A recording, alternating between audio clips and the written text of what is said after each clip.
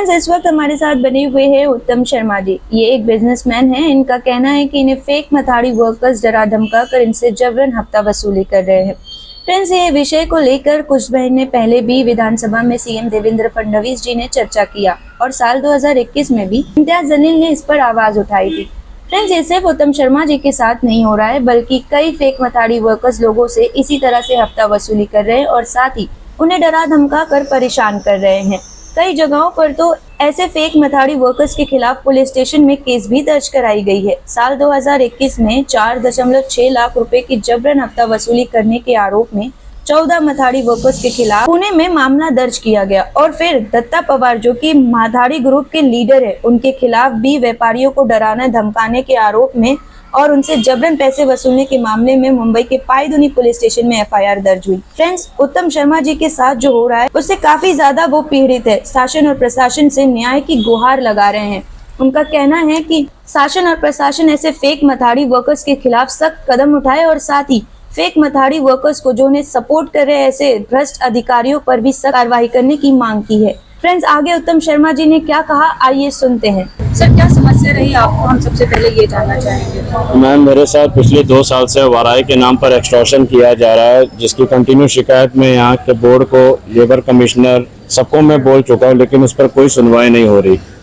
यहाँ के chairman mister Rajesh आड़े ने 4 अक्टूबर 2023 को मेरे कंपनी के अगेंस्ट एक ऑर्डर इशू किया था, जिसमें पहले आपका क्या नाम है और आपके कंपनी का क्या नाम है? मेरा नाम उत्तम राजेंद्र शर्मा है, मेरी कंपनी का नाम आरके एंटरप्राइजेस है। फिर आगे क्या हुआ? मिस्टर राजेश आड़े ने मेरे कंपनी के अगेंस्ट एक ऑर्डर इशू किया, जिसमें वाराई का ऑर्डर वार्नर टोली 4211 का अलॉट था और मेरे 5 लेबर को लोडिंग अनलोडिंग का। As per the government GR 2016 के बाद उसमें वाराई का कोई भी सेपरेट ऑर्डर बोर्ड अलॉट नहीं कर सकता। ये स्टेट गवर्नमेंट के जीआर में क्लियर मेंशन है। फिर भी मिस्टर राजेश आड़े ने ऑर्डर इशू किया। मैंने उनको कहा कि सर, ये ऑर्डर आपके जीआर के अगेंस्ट है।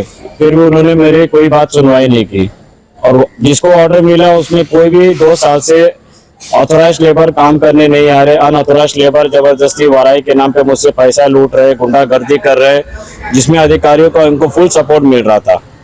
मैंने इसकी शिकायत लेबर मिनिस्टर आकाश फुंडकर जी से भी की कि सर, मेरे साथ इस तरह से अन्याय हो रहा है। 2 साल से मैं एकदम परेशान हूँ। मुझे मेंटल टॉर्चर, हैरेसमेंट हुआ, आधा मेरा बिजनेस बर्बाद हो चुका है। मुझे अभी तक किसी तरह का कोई कॉपरेशन इस गवर्नमेंट की तरफ से नहीं मिल चुका है। हाल ही में पिछले मंथ मेरी शिरीन लोखंडे जॉइंट कमिश्नर, उनसे मेरी मुलाकात हुई इसी मुद्दे पर। तो मैडम ने मुझे एक आश्वासन दिया कि हम आपको पूरी तरह से सहयोग करेंगे, कोऑपरेट करेंगे। तो मैडम ने मुझसे कहा कि आप अपने 5 लेबरों का 2 साल का लेवी भरो और पगार भरो। तो मैं उनके आदेश अनुसार मैं यहाँ किराना बाजार व दुकानें मंडल के ऑफिस में आया अपने 5 कामगारों का पगार भरने। तो यहाँ जब मैं आया तो मुझे यहाँ ये जवाब दिया गया कि आपकी कंपनी आरके एंटरप्राइजेस हमारे बोर्ड में रजिस्टर नहीं है, आप हमारे यहाँ के मेंबर नहीं हो। तो जब मैं बोर्ड का मेंबर नहीं हूँ तो फिर 4 अक्टूबर 2023 को ऑर्डर इशू कैसे हुआ, मुझे इस बात का जवाब दिया जाए। और इस ऑर्डर को लेकर मैं कंटिन्यू 2 साल से मैं हाई कोर्ट में मैं फाइट कर रहा हूँ। अभी तक मुझे कोर्ट से भी कोई रियायत नहीं मिला, कोई फैसला कोर्ट का अभी तक जजमेंट नहीं आया। और 2 साल तक मेरे साथ कंटिन्यू वाराई के नाम पे एक्सटॉर्शन हुआ, खंडनी हुआ, जिसके वजह से मैं एकदम फुली मेंटली टॉर्चर हो चुका हूँ यहाँ के अधिकारियों की वजह से। की बात कर रहे हैं, इसमें कौन-कौन अधिकारी है, उनका नाम वगैरह क्या है? अधिकारी हैं इसमें, अध्यक्ष चेयरमैन हैं श्री राजेश आड़े, ग्रोसरी बोर्ड के इंस्पेक्टर है भरत कदम और लेबर सेक्रेटरी गौरव कुमार नालिंदे। ये अधिकारी के ऊपर मैंने पहले भी बहुत से कंप्लेनें की, लेकिन अभी तक इनके ऊपर कोई कार्रवाई नहीं हुई। और वार्नर टोली 4211 के वार्नर जिनको ऑर्डर मिला था इस बोर्ड से, उनके कोई भी रजिस्टर वार्नर 2 साल से काम करने नहीं आए। अनऑथोराइज्ड लेबर आए, जबरदस्ती वाराई के नाम पे पैसा लूटे, गुंडागर्दी किए, लेकिन बोर्ड ने उनके ऊपर किसी तरह का कोई कार्रवाई नहीं किया। तो अगर महाराष्ट्र में व्यापारियों के साथ इसी तरह से एट्रोसिटीज और अत्याचार उनके साथ होता रहेगा तो आगे महाराष्ट्र में मुझे नहीं लगता कि व्यापारियों को यहाँ स्टेट में वो धंधा या बिजनेस किसी तरह का कर पाएंगे। उन्हें फिर यहाँ से बाहर जाना किसी और कोई ऑप्शन नहीं रहेगा।